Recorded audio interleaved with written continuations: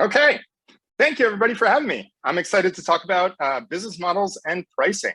As Jared mentioned, this is a new talk that we just put together here. So hopefully it is useful for all of you.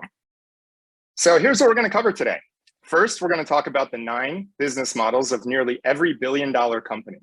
It turns out there's actually only 9 of them that cover most of the major companies that get built out there. Then we're going to talk about some business model lessons from the top 100 YC companies and see what insights we can pull out of that. And then I've got some interesting startup pricing insights to share as you're all thinking about how to effectively price your products and where to start. So let's kick it off with some business models that build winners. And so first, what is a business model? You may be wondering that. And business models, it's really just a fancy term for how you make money. And there's only so many ways to do that, it turns out. And so why business models are important is that we work with a lot of founders that tend to get frustrated when investors won't fund them and their businesses won't grow. And it tends to be very confusing, especially when you're in the early days. And usually when this happens, it's often because they're not using a proven business model. They're trying to do something unique that nobody's ever done before, not just around their product, but around the way that they charge and acquire customers. And so it turns out there's really only a handful of business models responsible for nearly all billion-dollar companies. And rather than reinventing the wheel, you should just copy them. And so most of them are one of these. Nearly every billion-dollar company is one of these 9 business models. So there's SaaS companies, which is software as a service, which is basically cloud subscription software that you pay monthly or annually to access. Think of companies like Slack or Zoom, right? There's transactional companies where you facilitate transactions and take a cut of that. These tend to be a lot of fintech companies. You can think of companies like Stripe or Brex. And then there's marketplaces, which are, they facilitate transactions between both buyers and sellers. So you often hear about two-sided marketplaces. Good examples of these are companies like Airbnb or eBay. And then there's also hard tech companies, usage-based companies, enterprise companies, advertising companies, e-commerce companies, and bio companies. And so I'm not going to get too deep into each of these models on this talk, but instead I put together a business model guide that we're going to share out with all of you tomorrow. And so you can figure out which model you want to map to. And in that guide, it'll have the metrics that matter most for you. It'll have key takeaways for each model, and it'll have other similar companies that you can learn from and benchmark against. So be on the lookout for that, probably tomorrow.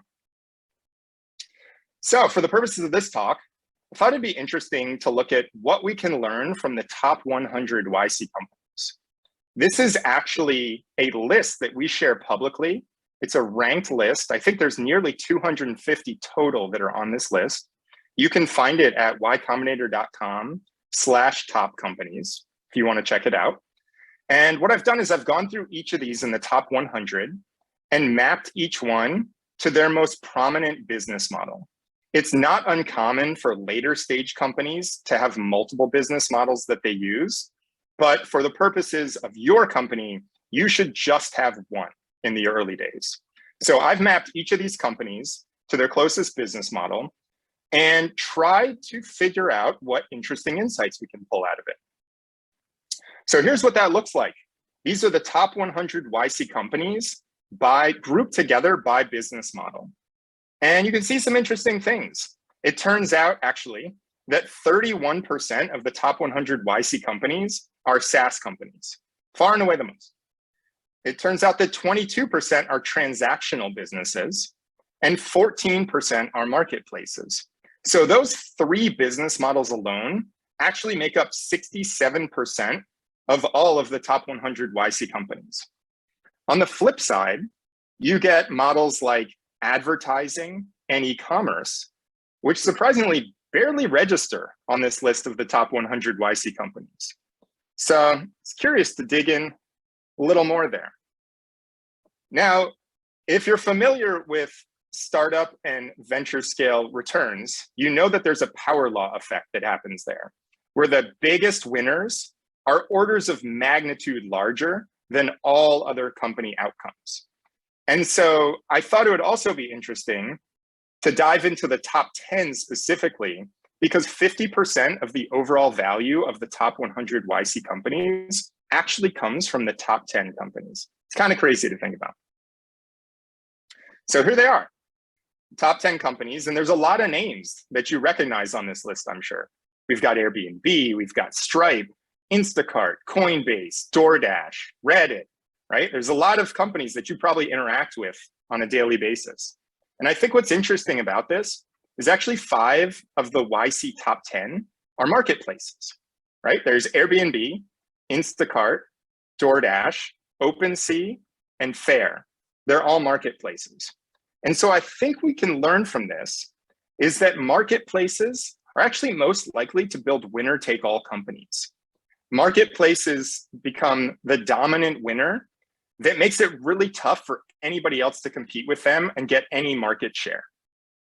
And so 14% of the top 100 YC companies are marketplaces, but they actually create 30% of the overall value of the portfolio because they have so many outsized winners. And so what's really difficult about marketplaces is that they're tough to get off the ground. They have this chicken and egg problem where it's really hard to get started because you can't just build your product and then sell it to users. You have to both get the supply side and the demand side of your marketplace and scale those at the same time. Without either of them, the business won't work.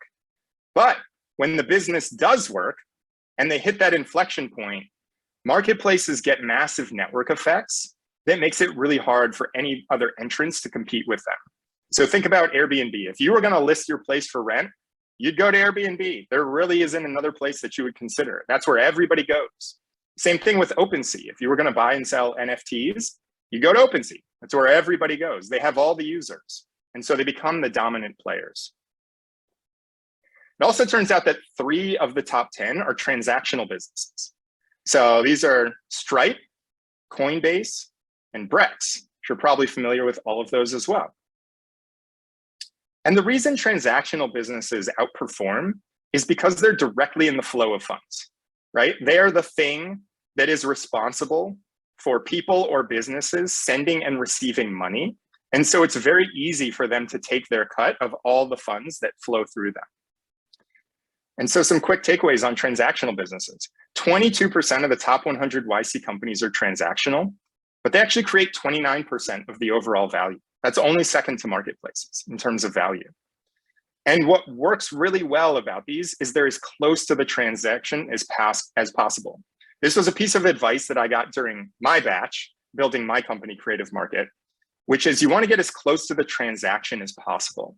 And so if you take a company like Stripe, they're literally processing the revenue for companies. There's no way to get closer to the transaction than Stripe. They're doing the transaction. A company like Brex, they have corporate cards that companies use, and that's how companies spend money. So when you got money flowing through you, it's really easy to take your cut. Versus if you're, say, an affiliate business or something like that, like 5 different things have to happen until you ultimately get paid, and you're very far away from the transaction. So that's what makes transactional businesses work really well. And because they're so close to the transaction, they often end up becoming critical infrastructure for other companies. And this usually means that they are solving a top 3 problem for them. You can imagine somebody saying, Stripe, we don't need that anymore, right? But then they wouldn't get any more money. So that tends to not happen like that. So that's why transactional businesses work really, really well. SaaS businesses are most likely to make the top 10. And so this is really interesting. They just make consistent revenue and consistently become successful. So 31% of the top 100 YC companies are SaaS businesses. Nearly a third of all of the top YC companies are SaaS. And the thing that makes them really successful is the recurring revenue that they generate, right? So customers come and they subscribe, and then they either pay monthly or pay annually until the customer explicitly tells them to stop. And so that means they don't have to keep reacquiring these customers. The customers just keep paying them on and on and on. On the flip side, very few advertising businesses become winners. And this may be surprising because so many of the companies that we're familiar with are really, really large companies using an advertising model. There's companies like Google, right? Facebook, Twitter. Advertising is their primary business model, but it's super difficult to build a successful business with this model. Only 3% of the top 100 YC companies actually use an advertising business model. And they need organic virality to win. It's very hits-based where things just need to take off. But when that happens and they get that organic virality, they tend to get strong network effects. Think about Reddit or Twitch, two examples in the YC portfolio. Those companies, everybody's on Reddit, so that's where everybody goes. Or everybody's streaming on Twitch, so that's where everybody goes. So they get those same network effects as big marketplaces when they really work. But for you, you should not plan to sell ads as your primary business model unless you think you can be a top 10 site on the internet. That's the size and scale that's needed in order to build a massive company with an advertising model. And so let's take a look at some overall lessons from this top 100 list. First, it's interesting to look at what's not in the top 100 list. There's no services and consulting businesses. This can be a good way for you to start to work closely with your customers and make sure that you're building the right product. But services and consulting businesses have non-recurring revenue. They scale with people rather than software, and they're very low margin businesses as a result of this. So they tend to not become big, and they are not venture backable. Affiliate businesses, kind of like I mentioned before, they're too far away from the transaction. You have to get a customer and then send them over to another product or site, and then hope that they convert over on that other site, and then you get paid 30 to 90 days later, some small percentage of that transaction. And so it's really hard to build a big business or a winner off of that. There's hardware businesses. They require lots of capital and have very low margins as a result. So those make it really, really difficult to get off the ground, and especially to scale once they get bigger. And then businesses that are built on other platforms. So if you rely on another platform or a partner in order to make your business work, then that means that you have a lot of platform risk. If that platform sees that you are on the way to becoming $1 billion company, well, then it's actually in their interest to turn you off and to start collecting that revenue themselves. So that's why it becomes really difficult to build a business, a huge business, off the back of another company. We also can see that recurring revenue consistently creates winners. You see this a lot with the SaaS companies, right? It's highly predictable because customers are committed to pay until they explicitly say to stop. And as a result, the lifetime value that you can generate from each customer is much higher versus one-off transactions. And you also get lower customer acquisition costs because you don't have to keep reacquiring customers. If you had a one-off transactional business, then you would get a customer and you'd pay a lot of money to acquire that customer, and then they'd go away. And then you'd have to spend a lot more money to try to get them to come back and give you money again in the future. And you don't have to worry about that with recurring revenue businesses. But the key for recurring revenue businesses is that they only work with strong retention. Your product needs to keep delivering value over time. It's not enough to just deliver value right at the beginning. Otherwise, your customers are all going to churn out. And if your customers are churning at a high rate, then you can't scale a leaky bucket. And so to give you an example of this, if you had a recurring revenue business with 95% monthly retention, that means you lose 5% of your customers every single month. And if you started the year with 100 customers, at the end of the year, you would have 54 of those 100 customers. That means you lost 46 of your customers, 46%. And you would need to get 46 new customers in that year just to break even, just to keep revenue consistent and not to go down. And now, if you were to have 90% monthly retention, so just a 5% difference, then at the end of the year, the number of customers you would have would actually go down to 28. You would lose 72% of your customers.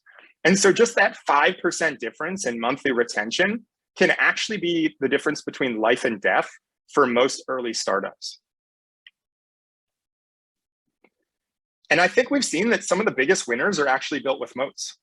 And there's a lot of different ways to build moats. And it depends on which business model you're building too. So network effects, like we see with marketplaces, are some of the strongest moats that you can have. They're difficult to build in the early days, but once you hit that inflection point, they become really dominant. Again, think of Airbnb. If you have lock-in or high switching costs with your product, that's another great way to build a moat. So transactional businesses, again, like Stripe, it's really hard for people to switch off of that because all of their customers and revenue are flowing through. SaaS businesses, you get that recurring revenue that makes it harder for people to leave. And you can also get lock-in with SaaS businesses by having customer data on your platform too, that all goes away if they stop paying you. And then there's enterprise businesses that are really hard to sell into those large companies. But once you do, it's much less likely that they're actually gonna churn from you. Technical innovation is another great way to build a moat. Think of hard tech and bio companies. I know you all saw the tour of Boom. That is a hard tech company. There's Cruise building self-driving cars. Those are the types of businesses that take years and years to even get to the point where they have a fully working functional product. And so for other competitors to come along and compete with them, it's really, really difficult. Higher margins and better unit economics is another way to build a moat. Think of DoorDash and Instacart, where they're at a scale now where their unit economics are way better than anybody else that's just starting out that wants to compete with them. And then if you can get organic distribution for your product, either through virality or for word of mouth, then you are going to be able to outcompete any competitor that needs to pay money to acquire their customers. And that applies across almost all business models. So to wrap this up, the best businesses generate recurring revenue, have high retention, build defensible moats, are close to the transaction, they scale with software, not people, and they use a business model that is proven and familiar to customers. And so it's really important that you focus on innovating on your product, make that the thing that is new and different, and you should directly copy your business model from one of these. Cool. Well, let's talk pricing. I think it's useful to think of pricing as a tool to help you learn faster. If you do this correctly and you have a price on your product, then it actually helps you to learn who wants your product, how much they want it, how much value your product provides, and which channels you can use to acquire customers, way faster than you would otherwise if you're giving away your product for free. And so I've compiled 5 key pricing insights from some of the top YC companies that can help you get started with pricing your products. The first is you should charge. This is actually the most common mistake that we see founders make. Founders are afraid to charge because they're afraid they're going to lose customers, or they're afraid that their customers are never going to come back, or they're afraid their customer is just going to go to their competitor. But really, charging is the most effective way to learn a lot of really important things. The first is, are users even willing to pay or not? This is kind of binary. Do they see any value in your product such that they're willing to give you a credit card? The other is, which users are most willing to pay? If you're trying to decide between going after customer A or customer B, then figuring out which one is most excited to give you money is usually a good signal of which direction you should go. It can also tell you how much they're willing to pay. If you set a low price and people say, yeah, that sounds good, I'll pay you instantly, then maybe you should charge more. If people tell you, oh, that's too high, but I would pay this, then that gives you a good data point. And even if everybody refuses to pay, that's still really valuable signal to know that. You'd rather know tomorrow that people are not willing to pay for your product than 6 months from now to find that out. So you can start making changes today. Stripe is a great example of this. In the early days, before Stripe was a big brand and name that everybody had heard of, Stripe was trying to compete with other more well-established credit card processing companies. And those companies had fees of less than 3% typically that they charged customers. And so Stripe came in and they said, we're going to charge 5%. They said, we're going to charge more than our competition because we want to test how much value our product is building and how much differentiation we have. So how much does it matter that you can just one-click sign up and get live processing credit cards much faster than our competitors? How much does it matter that we have in-depth API documentation that helps developers get started and is more developer friendly? And so they set the bar really high rather than trying to undercut competition in order to make sure that they built a ton of value into their product right from the start. So where should you begin? Well, first, I recommend that you don't overthink it. There's all kinds of complex charts and graphs and models out there to come up with your pricing. But realistically, you haven't talked to a ton of customers. Like, you don't even know, what data to even plot on some of those things. What I recommend for you instead is find the right order of magnitude to be in. And what I mean by that is if you pick up, let's charge $10 for our product, right? If it turns out that customers are willing to pay 100, you should probably change your price. Instead of 10, you should charge 100. But if it turns out customers are actually willing to pay 15 or 20, then all good. Like, you're close enough. You're in the right ballpark. And that's what really matters in the early stages, is just validating that people are willing to pay and getting in the right order of magnitude. And it's also really important to remember that pricing isn't permanent, and it takes years to capture the full value of each customer. So don't sweat trying to maximize extracting every single dollar from every customer type at this stage. You don't need it. You'll have plenty of time to be able to maximize that.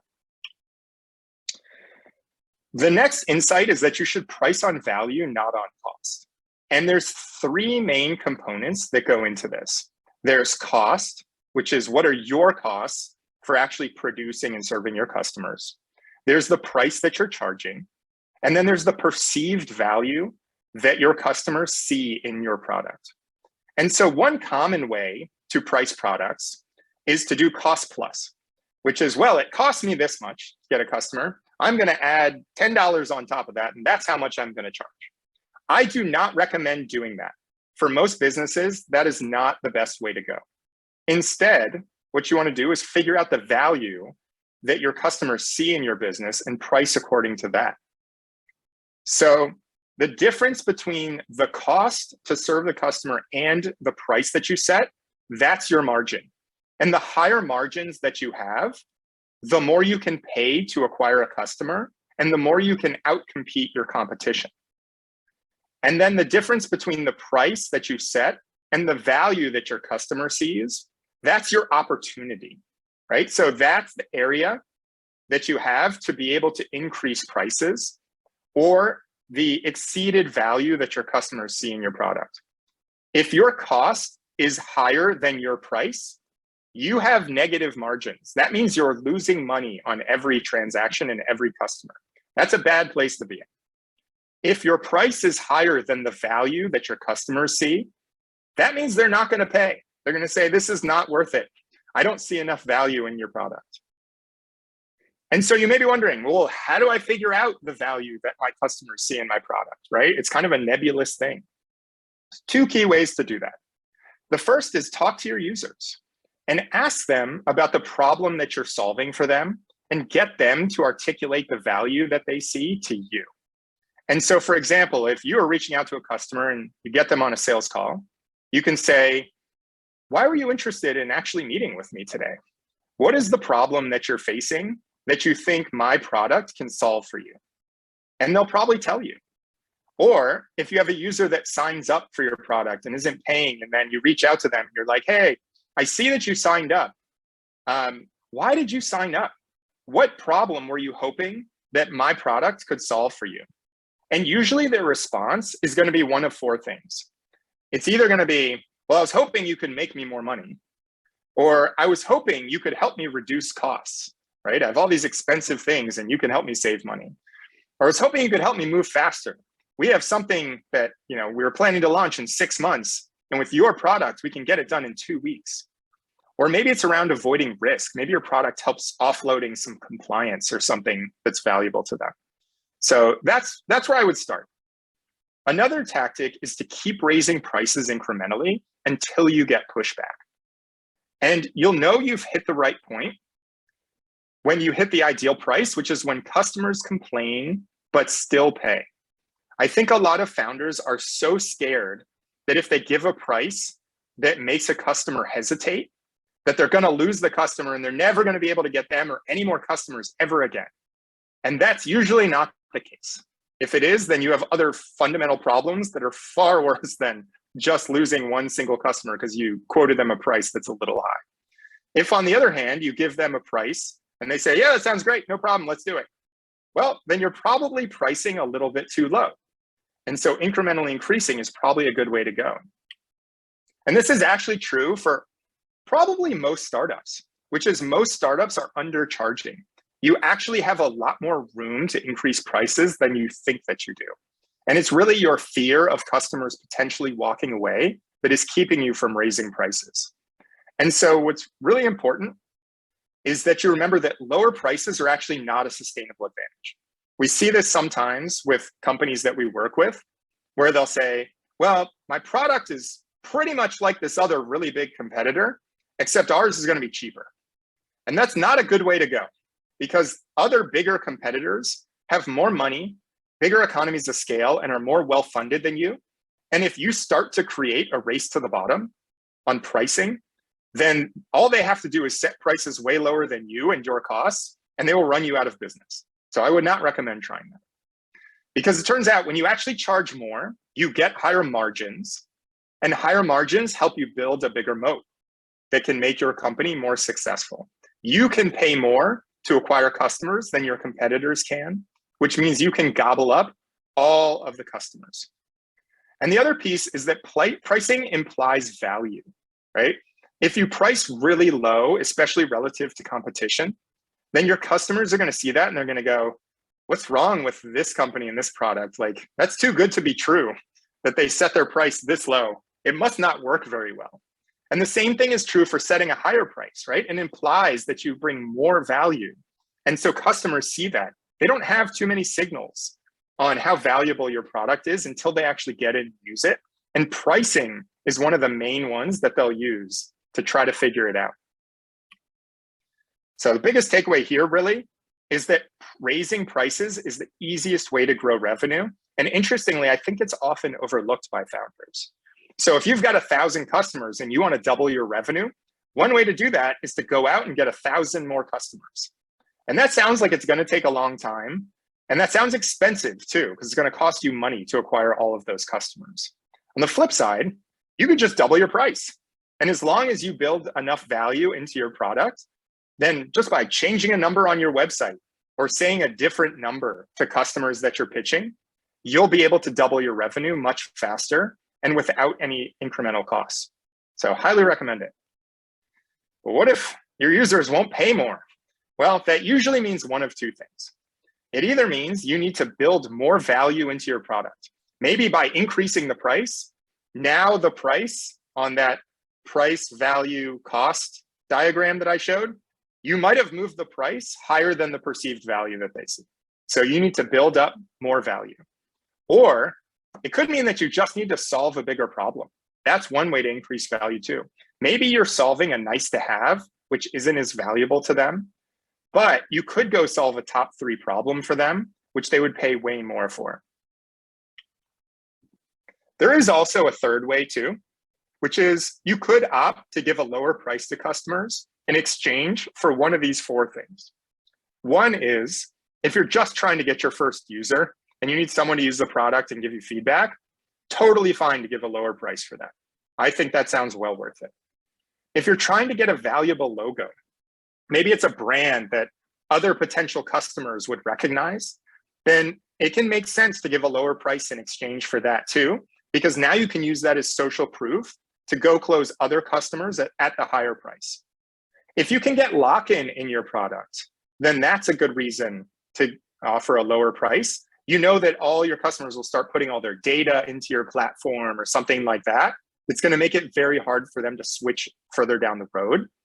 And then that means that when it comes up for renewal, say a year in or something like that, you can renew at the higher price. And because they have all their data, and it's going to be so painful for them to try to rip your product out and use something else, they're just going to end up paying you the higher price.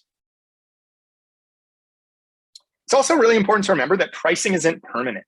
I think this is another really big fear of founders, is they think they have to nail the exact right price that maximizes value the first time. And I think that fear leads to a lot of inaction or fear of charging in the first place. And so if you end up raising your prices over time, there's actually a lot of different ways to do that that are totally fine, proven to work with customers. One is if you raise prices, you could just exclude your existing customers from the price increase. And you could just charge all your new customers the higher price. Another is you could give advance notice that a price increase is coming, and that gives them enough time to decide if they want to stay on your platform.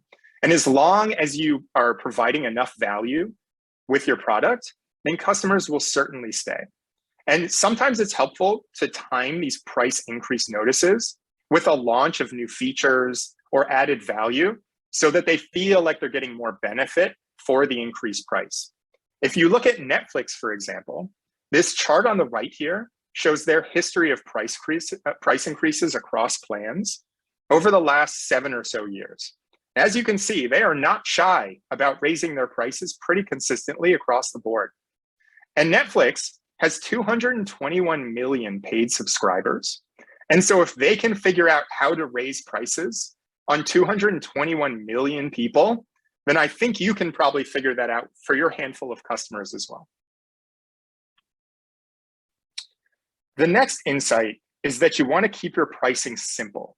You don't want your pricing to be a blocker or create friction from customers actually choosing to use your product and sign up. So this example here is Quicken. And so if I was a customer or a potential customer that was interested in signing up for Quicken, and I came across this, I would have no idea which to pick.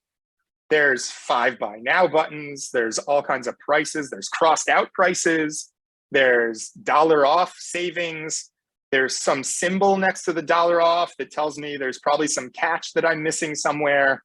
I think I would be really confused and walk away, and they would lose customers over it, right? And compare that with something like GitLab's pricing. GitLab's pricing has 3 simple plans. One is free, one is premium, one is ultimate. And they have really clear prices attached to each one, which makes it really simple to figure out which one you should go with. So whenever you can, I would opt for simple pricing, especially in the early days. Don't let your price create friction from people using your product.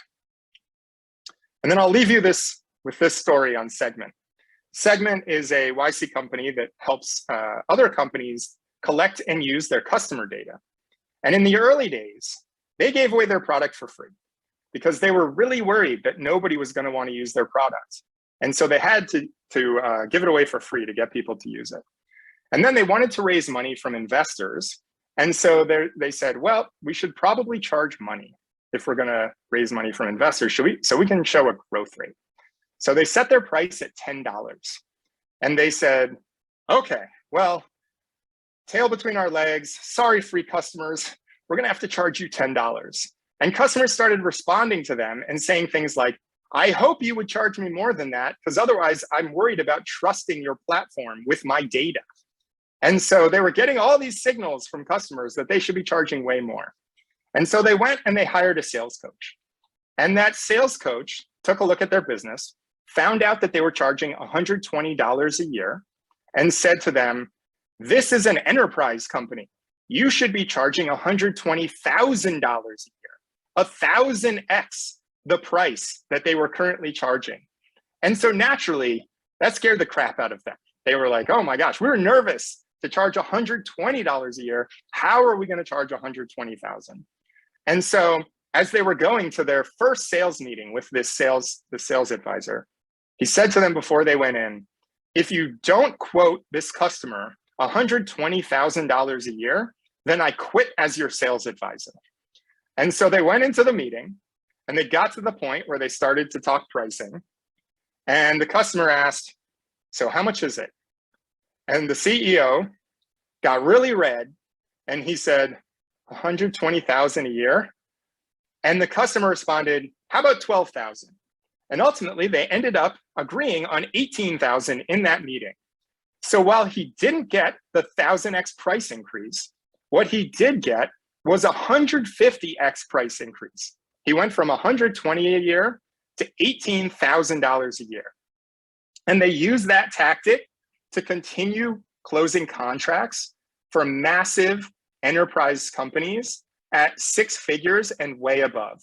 And they took that from starting as a company that was giving away their product for free all the way to these large enterprise contracts and ultimately being acquired by Twilio for more than $3 billion. So you can see a lot of these insights encapsulated in that one story of Segment. The first is you should charge. The next is you should price on value, not cost. The third is that most startups are undercharging. You are almost certainly undercharging and you should raise your prices. The fourth is that pricing isn't permanent. These large companies are able to raise prices effectively, and you certainly can too. So don't let that be a blocker or prevent you from diving right in and just getting started. And the fifth is keep it simple. Figure out the pricing that works with your customers and how they're comfortable charging and how they get value rather than fighting against them. So thank you, everybody.